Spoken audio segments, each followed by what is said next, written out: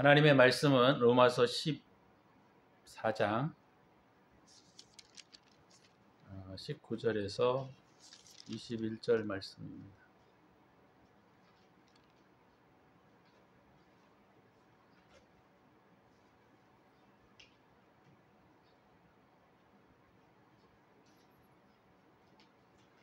제가 봉독해 드리겠습니다. 그러므로 우리가 화평의 일과 서로 덕을 세우는 일을 힘쓰나니 음식으로 말미암아 하나님의 사업을 무너지게 하지 말라. 만물이 다 깨끗하되 거리낌으로 먹는 사람에게는 악한 것이라. 고기도 먹지 아니하고 포도주도 마시지 아니하고 무엇이든지 내 형제로 거리끼게 하는 일을 아니함이 아름다우니라. 아멘. 오늘 말씀을 중심으로 해서 덕을 세우라 라고 하는 제목으로 말씀을 함께 나누고자 합니다. 바울의 이 선포는 굉장히 그 당시에 혁명적이었습니다. 지난번에도 한번 말씀을 드린 것 같은데 바울의 선포는 굉장히 혁명적이었어요.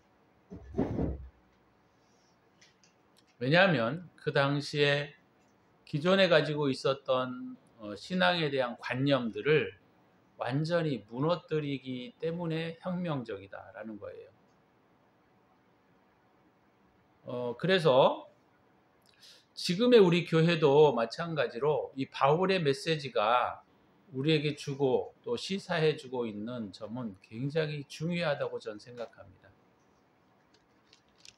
우리도 어떤 면에서는 이 바울의 복음에 대해서 이해할 때 가끔 우리 교회 틀에 너무 맞추어져 있지 않나 하는 생각들을 제가 지울 수 없기 때문이죠. 로마서 우리가 12장에서부터 16장까지가 그리스도인의 삶에 대한 이야기들을 바울이 권면하고 있다라고 하는 점을 우리가 귀를 기울여 듣는다면 우리가 지금까지 설교해 왔던 12장에 우리가 보게 되면 그리스도인들은 예배 시간만을 예배하는 것이 아니고 그 예배 시간만이 중요한 것이 아니고 어떤 면에서는 우리가 살아가고 있는 삶의 실제의 면들이 훨씬 더 중요하다라고 하는 사실을 바울이 선포하고 있기 때문입니다. 그 당시 유대인들이나 물론 예수를 믿는 사람들도 마찬가지였겠지만 그 당시에 유대인들의 사고는 뭐였냐면 안식일을 기억해서 거룩히 지키는 일에 사실은 목숨을 걸고 살았던 사람들이에요. 그런데 바울의 메시지는 예배를 거룩히 드리라라고 하는 쪽에 포커스가 맞추어져 있지 않고 실상은 거룩한 삶을 살라 이것에 포커스가 맞추어져 있기 때문에 바울의 메시지는 그 당시에 굉장히 혁명적이다 이렇게 말할 수 있어요. 오늘날의 교회들이 실상은 교회 형식이나 예배 이런 쪽에 너무 관심을 기울인 나머지 우리가 살아가고 있는 삶의 현장에서의 그리스도인의 태도에 대한 부분들을 굉장히 묵과하고 있습니다. 그렇기 때문에 교회가 힘이 없고 크리스찬들이 사람들로부터 환영을 받지 못하는 이유가 그런 이유 때문이라고 저는 생각합니다. 우리가 세상 사람들로부터 환영을 받기 위해서 살아가나? 어떤 사람들은 그런 생각들을 가질 수 있어요. 근데 그렇지 않습니다. 오늘 메시지에도 그런 얘기가 있지만 주님은 주님에게만이 아니라 우리가 세상 사람들과도 화평케 하는 일들을 살아가야 한다라고 말하고 있습니다. 왜냐하면 주님이 세운 진리는 보편적 진리이기 때문에 그래요. 교회 안에 존재하는 진리만이 진리가 아니고 주님의 진리는 보편적인 진리이기 때문입니다. 구약에 보게 되면 우리가 이제 많은 사람들이 그렇게 얘기를 해요. 구약과 신약을 우리가 요약하면 사실은 십계명이다 이렇게 말할 수 있어요. 아주 좁게는, 넓게는 성경에 있는 모든 말씀이다 이렇게 말할 수 있지만 그걸 좀 더 줄여서 핵심을 따지자면 사실 십계명이에요. 자, 십계명이라고 할 때 십계명에서 우리에게 제시하고 있는 바는 여러분들도 잘 아시는 바와 같이 하나님을 사랑하는 것과 이웃을 사랑하는 것에 포커싱이 되어 있다라고 제가 말씀을 드렸던 것 같아요.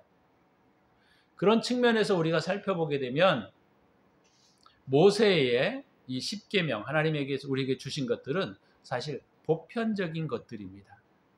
살인하지 말라, 간음하지 말라, 부모를 주 안에서 공경하라, 도적질하지 말라. 이런 내용들이 다 보편적인 것들이에요. 근데 우리는 이런 보편적인 일들을 잘 수행하는 일에 우리가 힘을 기울이지 아니하고 반대로 우리는 어떻게 하면 예배를 잘 드릴까에 사실 포커싱이 되어 있고 또 어떻게 하면 신앙생활을 잘할 것인가에 대한 부분들로 포커싱이 되어 있기 때문에 실상은 바울이 오늘 우리에게 주고 있는 이 메시지의 내용들은 그런 사람들에게는 들리지 않는 또는 숨어 있는 그런 부분들이 너무 많이 있다라고 하는 것이죠.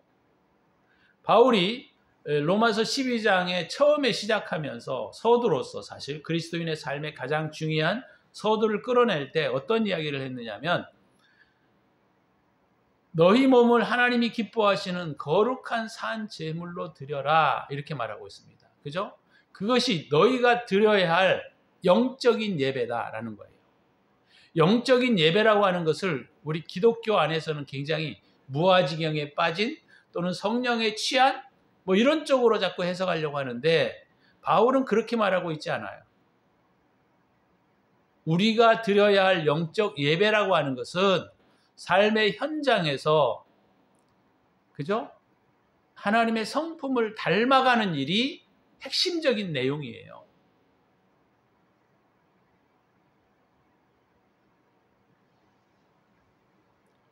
그것이 바울이 말하고 있는 영적인 예배라고 하는 겁니다. 근데 우리 교회에서는 이 영적 예배를 우리가 어떻게 이해하고 있느냐면 뭐 아주 막 거룩하게 찬송을 드리고 또 거룩한 어떤 성령에 취해 가지고 정신이 없이 막 성령에 취해서 예배하는 형태를 영적인 예배라고 오해하고 있습니다. 근데 바울이 우리에게 말하고 있는 영적 예배라고 하는 것은 그런 예배 현장에서 이루어지는 것이라기보다는 사실은 삶의 현장에서 나타나는 것들이에요. 그래서 보편적인 가치를 추구하는 것에서 떠나버린다고 한다면 그것은 예배 생활이 되어지지 않는다는 것을 성경은 말하고 있습니다. 여러분들이 읽어보세요. 12장에서부터 16장까지 바울이 뭐라고 말하고 있는지. 오늘 로마서 14장에서도 계속 그런 얘기들을 계속하고 있는 거예요. 우리가 이런 예배에 드리는 법, 이걸 우리가 의식법이라고 말합니다. 의식법. 근데 바울은 의식법에 귀 기울이고 있는 것이 아니고 실상은 우리의 삶에 대한 부분들을 가르치고 있다는 거예요. 이건 굉장히 중요한 내용입니다. 왜냐하면 우리는 지금까지 생각하고 이해하고 있었던 것은 뭐냐면 어떻게 예배를 거룩하게 드릴까? 이런 쪽에 우리가 마음을 쓰고 어떤 면에서 보면 거기에 핵심을 기울였어요. 근데 바울은 그런 예배의 핵심이 있는 것이 아니고 삶이 예배여야 하고 그것이 하나님 앞에 영적인 예배라고 하는 거예요. 다시 말하면 보편적인 가치를 잘 이행하고 따르고 있는 것이 하나님 앞에 영적인 예배인 것이지 하나님 앞에 나와서 찬송을 막 거룩하게 드리고 막 거기에 취해서 막 하나님께 뭐 영광을 돌려드리고 그런 것이 아니라는 거예요. 물론 그런 것도 중요합니다. 사실. 그렇지만 바울이 말하고자 하는 것은 사실 너희들이 어떻게 보편적인 가치로 세상을 살아갔느냐를 핵심적으로 말하고 있는 거예요. 그 오늘 본문도 마찬가지인 거예요. 오늘 본문도 똑같은 얘기를 하고 있는 거죠. 바울이 말하고자 하는 것은 바로 그런 거예요. 로마서 14장 19절에서도 17절에서도 그런 얘기를 하는 겁니다. 하나님의 나라는 먹는 것과 마시는 것이 아니요 오직 성령 안에 있는 의와 평강과 희락이다. 그러니까 하나님의 나라는 의와 평강과 희락이 그 사람에게 있다고 한다면 그것이 하나님의 통치를 받는 하나님의 사람이다라고 말하고 있는 거예요. 그래서 우리가 지난주에 읽었던 이로써 그리스도를 섬기는 자는 다시 말하면 그리스도인들이라고 하는 것은 크리스찬은 하나님을 기쁘시게 하고 사람에게도 칭찬을 받는다라는 의미예요. 우리는 기독교인이기 때문에 사람들로부터 뭐 비난을 받고 뭐라고 해도 우리는 우리 마음대로 할 거야. 우리는 하나님을 섬길 거야. 그런 자세가 어떤 면에서는 좀 맞는 부분이 있지만 많은 부분들은 틀렸다는 거예요.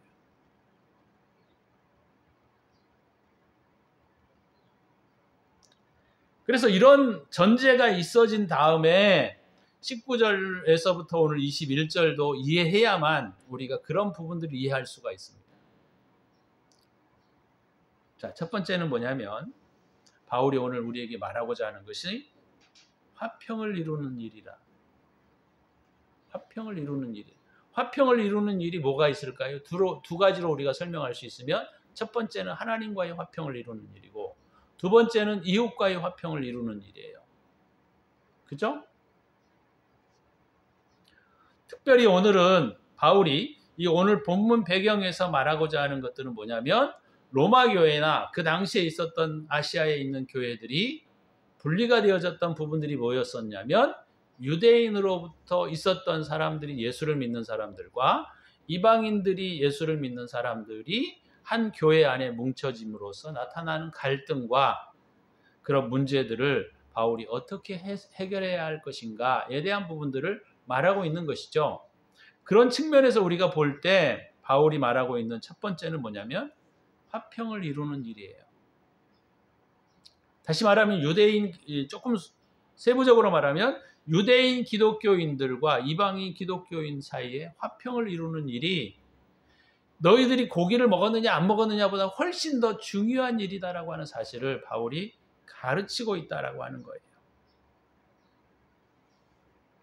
다시 말하면 화평을 이루려면 어떻게 합니까?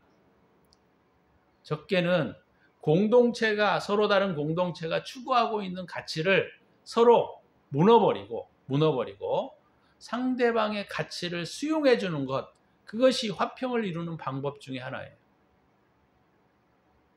다른 말로 말하면 내가 가지고 있는 가치관을 상대방에게 자꾸 강요를 하다 보게 되면 이것은 화평을 이룰 수가 없습니다. 싸움이 일어나고 다툼이 일어나고 시비가 일어나고 판단이 일어나고 비판이 일어나게 되는 거예요. 자, 그런 측면에서 바울이 오늘 우리에게 주고자 하는 메시지들을 우리의 삶의 현장에 한번 적용해 보셔야 합니다.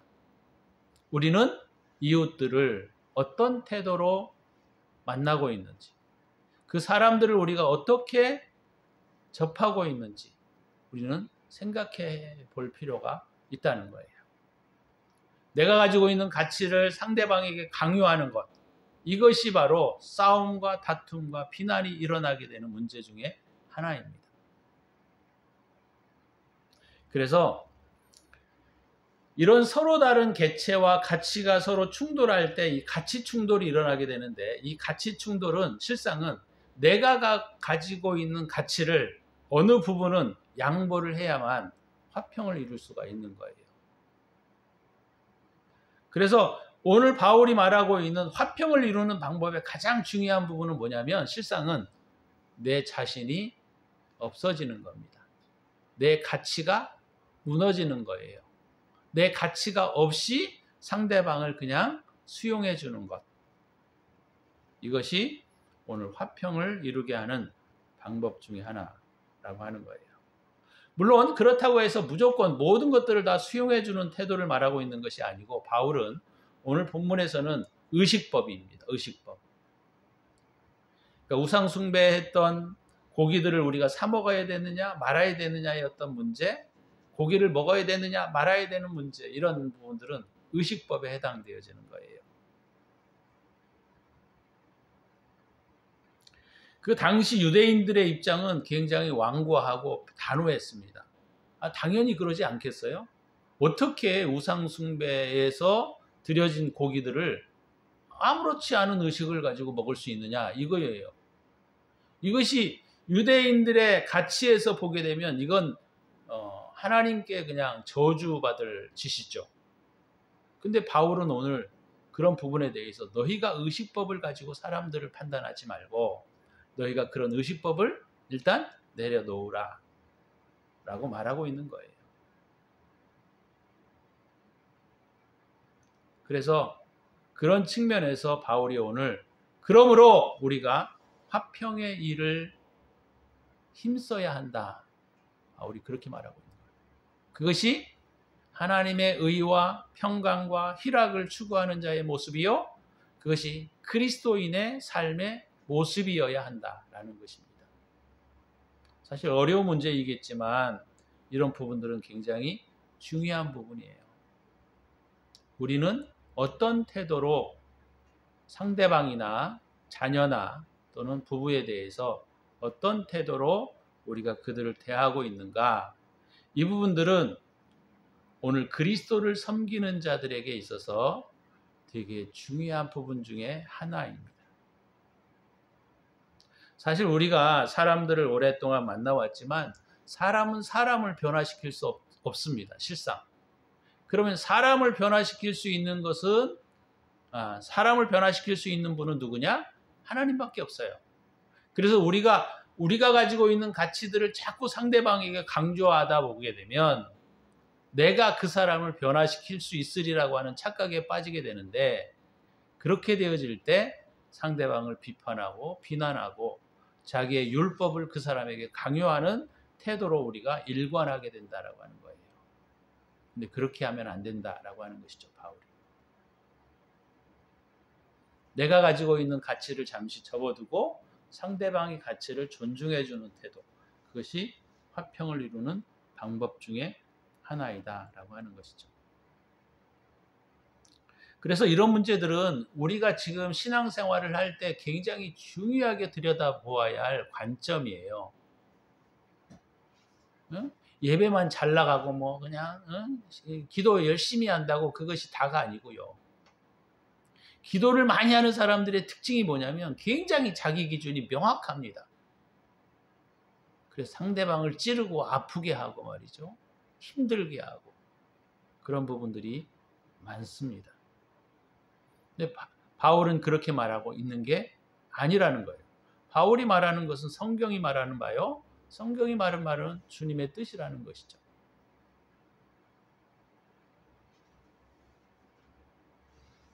여러분, 형제들과 화평을 이루어야 돼요. 사람과의 관계가 무너지면 하나님과의 관계도 무너지게 되어 있어요. 그래서 형제의 마음을 아프게 하거나, 우리가 나중에 오늘 본문에서 나오지만 그런 부분들을 우리가 주의해야 합니다. 두 번째는 뭐냐면 화평의 일과 덕을 세우는 일이에요. 화평의 일은 내 가치를 무너뜨리고 내 가치를 무시하고 상대방의 가치를 존중해 주는 태도라는 거죠. 이게 종의 신분이에요. 그리스도의 리더십은 섬김의 리더십이라고 하는데, 섬김의 리더십은 바로 그거예요. 종의 신분으로 내려가는 겁니다. 하나님의 나라는 뭐라 그랬어요? 제자들이 높은 위치에 차지하려고 싸움을 하고 있을 때 예수님께서 뭐라고 하셨습니까? 하늘나라는 남을 섬기는 자가 큰 자이다, 이렇게 말했어요. 그러니까 섬김의 리더십이라고 하는 것은 내 가치를 상대방에게 강요하여 그 가치를 따르게 하는 것이 아니라 상대방의 가치를 존중해 주는 태도를 말하고 있다는데, 우리가 오늘 메시지들을 통하여 다시 한번 깊이 생각해 보아야 할 문제라는 것이죠. 두 번째는 덕을 세우는 일입니다. 자, 덕을 세운다라고 하는 의미는 이 원어의 의미는 원래 오이코도메스라는 단어예요. 오이코도메스라는 이 단어는 오이코스라는 그 명사형으로 쓰여지는데, 이 오이코스라는 단어는 집이라는 뜻입니다. 집, 건축물. 근데 이 오이코스라는 단어에서 파생된 게 이코노미예요. 이코노미, 경제. 뭐 어찌됐건 이 덕을 세운다라고 하는 것은 어떤 도덕적인 계율과 율법을 세우는 것을 말하고 있는 것이 아니고, 그것보다 조금 더 광위한 의미를 가지고 있어요. 넓은 의미를. 그 넓은 의미가 바로 뭐냐면, 덕을 세운다라는 말로 우리는 번역을 했지만, 원래 의미는 집을 세우고 건축물을 세운다라고 하는 물질적인 의미가 있고, 이것의 어떤 영적인 의미, 상징적인 의미는 바로 뭐냐면, 집을 편안하게 만들다. 그런 뜻이 더 강해요. 덕을 세운다라는 말은 다른 표현으로 말하면 집을 세운다라는 말이라 그랬죠. 집을 세운다라는 말인데 가정을 세운다라는 말과도 동일한 의미예요. 자, 그렇게 될 때, 자, 가정이 어떻게 세워집니까? 가정이 사랑을 기반으로 한 진리를 추구해 갈 때 가정이 세워지는 거예요. 그죠? 사랑이 기반으로 된 진리를 세울 때 가정이 세워진다라고 하는 거예요. 그래서 덕을 세운다라고 하는 것은 어떤 계명과 율법을 세워서 그것에 모든 사람들이 따르게 하는 것에 의미가 있는 것이 아니고, 각자가 정신적이거나 육체적으로 그들을 포용해 주는 것, 그것이 덕을 세우는 것이다 라는 겁니다. 다른 표현으로 말하면 가정의 원활한 기능을 세운다라는 의미가 있는 거예요. 이건 되게 중요한 의미가 있습니다. 자, 그러면 여러분들이 가정 안에 있을 때 가정이 자녀들이 편안하게 거할 수 있는 장소일까요? 아니면 반대로 남편이 가정에 편안하게 거할 수 있는 장소일까요? 반대로 아내가 편안하게 거할 수 있는 장소일까요? 이것이 중요한 판단의 기준이 된다라고 하는 거예요. 그래서 화평의 일과 덕을 세우라고 바울이 말하고 있는 이 덕을 세운다라고 하는 것은 바로 이런 사랑과 진리의 기능들이 잘 조화를 이루어서 균형을 이룬 상태를 의미한다라는 것을 오늘 우리가 본문을 통해서 배워야 한다는 겁니다. 우리가 진리를 너무 계율과 율법을 진리를 강조하다가 보게 되면 딱딱한 계명이 우리의 삶을 활기치게 만들어서 우리의 삶을 경직되게 하고 두렵게 하고 불편하게 할 수 있습니다. 그죠? 반대로 진리가 무시되고 사랑만 강조되게 되면 방종하고 분만한 삶이 요동치게 될 겁니다.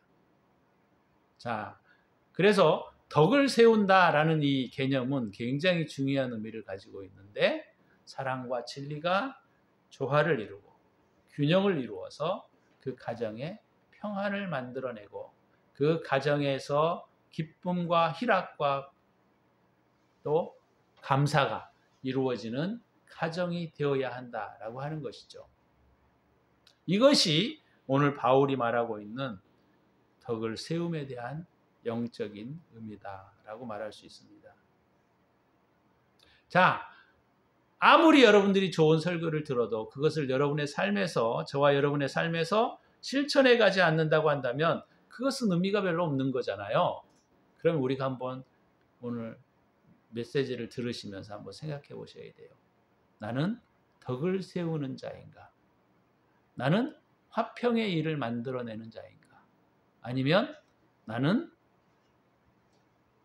싸움을 일으키는 자인가? 나는 불편함을 만들어내는 자인가? 가정에서나 교회에서나 내 사업장에서나 모든 삶의 현장에서 우리가 덕을 세우지 않는다고 한다면, 그죠? 그 사람은 그리스도인이 될 자격이 없다.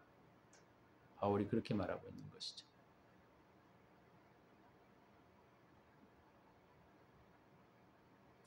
(20과 21절은) 굉장히 중요한 세 번째 의미를 우리에게 던져주고 있는데요. 우리가 가지고 있는 가치로 그것을 추구하다가 해서 형제를 불편하게 만들거나 넘어뜨리지 말라는 거예요. 이 거리끼게 하다라는 이 원적인 의미는 뭐냐면 형제의 마음을 불편을 끼치다라는 뜻이에요. 참 이런 말 듣게 되면 참 힘들어요. 신앙생활이 쉽지 않습니다. 물론 주님도 싸우시긴 했지만, 이 땅에 오셔서 싸우시기도 했지만, 주님은 어떤 말도 다 수용해 주셨던 것을 우리가 주님의 삶을 통해서 우리가 볼 수가 있습니다. 그죠? 로마의 군병들이 와서 했을 때에도 포용해 줬고, 심지어 자기 제자로 3년 동안 데리고 다녔던 가롯 유다도 포용해 주었던 것을 우리가 보게 됩니다. 그런 측면에서 물론 우리가 그 정도가 되려면 사실 우리도 많이 부족하죠. 그렇지만 우리가 주님을 따라간다라고 했을 때에는 우리가 형제들의 마음을 무너지게 하거나 거리끼게 해서는 안 된다라고 하는 것이죠. 참 이런 측면에서 오늘 메시지도 사실 쉬운 메시지는 아니지만 어찌됐건 형제의 마음과 태도를 잘 이해하기 전에는 그 형제의 가치와 그가 살아왔던 삶의 태도를 우리가 정확하게 이해하지 않으면 우리는 오해하게 되고 내가 내 멋대로 행동하다가 보면 형제를 다치게 할 수 있는 문제도 있다는 것이죠. 이런 측면에서 우리가 힘든 일이지만 어찌됐건 상대를 이해해주고 포용해준다라고 하는 것은 굉장히 중요한 신앙의 태도다라고 하는 것입니다. 그래서 우리가 사람들을 접근해 갈 때 조심스럽게 접근해 가야 합니다. 자기가 가지고 있는 가치와 태도를 상대방에게 강요해 주는 게 아니고 그 사람이 가지고 있는 가치를 이해하고 그 다음에 포용해 준다라고 했을 때 그것이 오늘 바울이 말하고자 하는 형제로 거리끼게 하는 일을 아니함이 아름다우니라.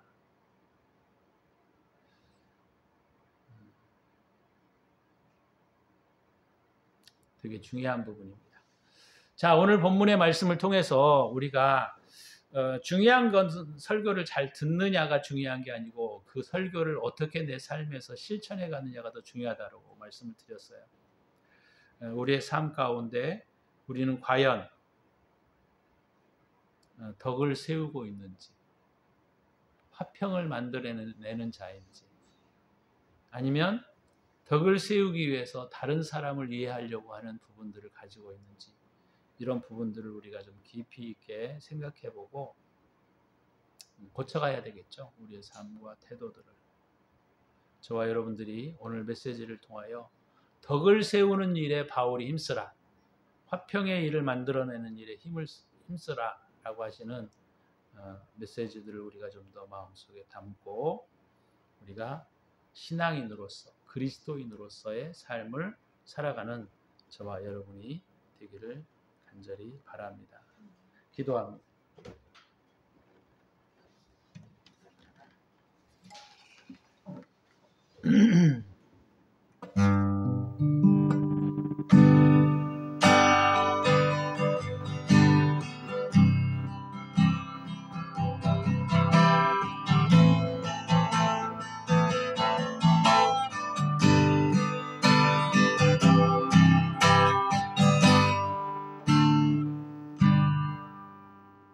주님, 우리가 덕을 세우고 다른 사람을 이해하고 포용해 주는 일에 우리가 우리의 삶을 걸었던 것이 아니고 우리는 사실 의식법을 지키려고 몸부림을 치고 살았던 삶이 더 많았습니다.